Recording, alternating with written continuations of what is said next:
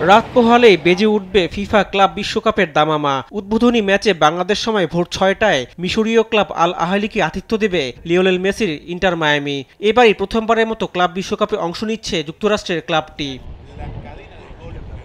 স্বাগতিক দল হিসেবে ক্লাব বিশ্বকাপে খেলছে ইন্টার মায়ামি। মেসি সুয়ারেজদের মতো ফুটবলারদের নিয়ে গড়া মায়ামির সামনে সুযোগ ভালো খেলে নিজেদের শক্তির জানান দেয়া, পাশাপাশি জয় দিয়ে আসর শুরু করতে মরিয়া হেভিয়ের মাসচেরানো শিষ্যরা।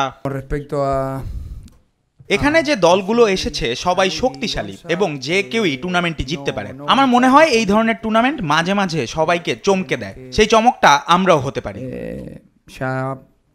অন্যদিকে মেসিদের চ্যালেঞ্জ জানানোর জন্য প্রস্তুত আফ্রিকান জায়ান্ট আল আহলি। ক্লাব বিশ্বকাপের মঞ্চ তাদের কাছে নতুন নয়, আগের ফরম্যাটে বিশ্বকাপে 10 আসরে খেলেছে তারা। ইন্টার মায়ামির তারকা খচিত দলকে তাই অভিজ্ঞতা দিয়েই রুখে দিতে চাইবে মিশরের ক্লাবটি।